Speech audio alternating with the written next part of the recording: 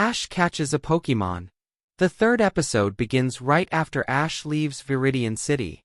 He is excited to finally start his journey for real, but Pikachu walks ahead of him, ignoring orders and refusing to ride in a Pokeball. Ash tries to pretend he is in control, yet the episode makes it clear again that he is a beginner with no real authority over his own Pokémon. Misty follows in the background, still demanding a new bike and annoyed that she's stuck with him, but she refuses to act like a teammate. Their relationship is messy, and that makes it believable. This episode introduces something simple but important: the idea that catching Pokémon requires strategy. Ash sees a flock of Pidgey and throws a Pokeball without weakening one.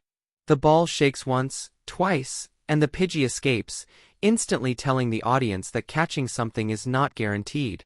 Ash gets more desperate and chases the Pidgey physically, trying to capture it by throwing a shirt over it like a wild animal. He fails in every possible way. Instead of being heroic, Ash looks ridiculous, and the episode uses his failures as lessons. Pokémon are not trophies, they are living creatures that will resist. When Ash spots a Rattata, he tries again, but the Rattata steals food from his backpack and disappears underground. Then a Spearow attacks him, reminding him of the danger from episode 1. The message is clear. Nature is not impressed by Ash, and his journey will not be easy. Pikachu watches, amused, refusing to help. Pikachu's personality continues to develop. Not friendly, not obedient, just stubborn and independent. Their partnership still feels fragile. The turning point comes when Ash sees a Caterpie sitting on a branch. Unlike the previous Pokémon, Caterpie is calm, small, and harmless. Ash approaches quietly and throws a Pokeball while it is distracted. This time it works.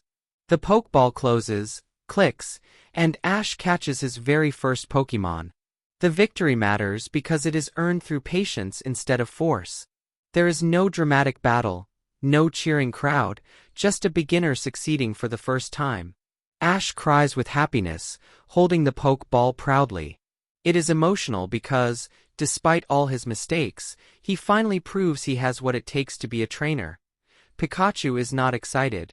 Misty is horrified because she hates bugs, which becomes a running joke throughout the series.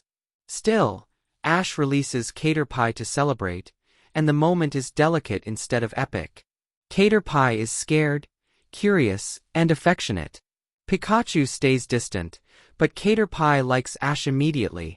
The episode gives Caterpie personality: gentle, hopeful, and completely opposite of Pikachu.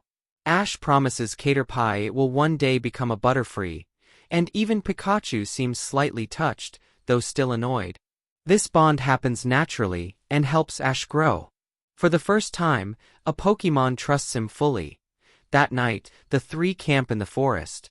Ash sleeps peacefully, but Caterpie stays awake, staring at the moon.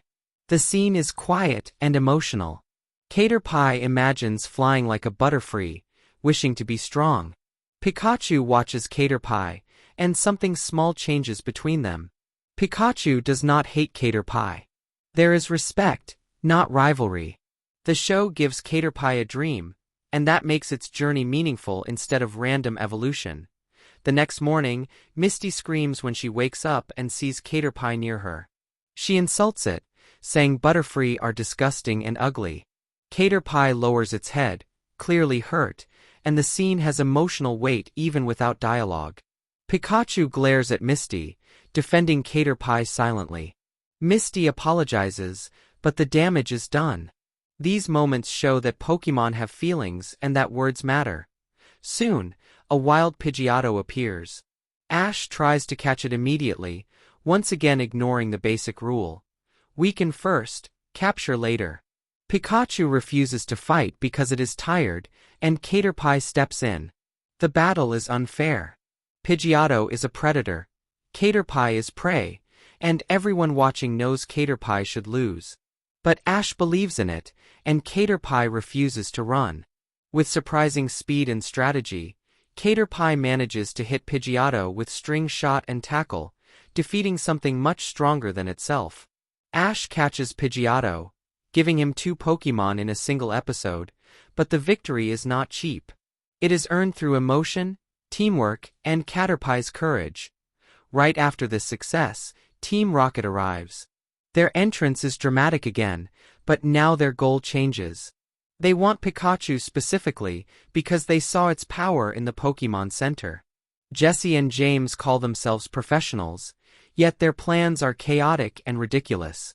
Meowth coordinates the battle, ordering Ekans and Coughing to fight seriously. This time, Ash finally tries using strategy instead of hope. He orders Pidgeotto to attack, but Pidgeotto is exhausted. Caterpie steps in again. Misty and Pikachu both doubt it, but Caterpie refuses to give up. What follows is Caterpie's most important moment. Even though it is the smallest and weakest Pokémon on the battlefield, it fights with everything it has. Ekans and Coughing attack aggressively, but Caterpie uses String Shot again and traps them. Then it tackles both enemies with surprising force, winning a battle that should have been impossible. Team Rocket retreats, shocked that they lost to a Caterpie. After the fight, something special happens. Caterpie glows with a bright white light. It evolves into Metapod, fulfilling the first step of its dream. Ash is amazed and proud, but the scene is quiet, gentle, and emotional instead of dramatic. Pikachu is impressed too. Their team is slowly becoming a family. The episode ends with Misty slowly warming up just a little. Pikachu begins respecting Ash more. And Metapod rests peacefully, knowing it is closer to becoming a Butterfree.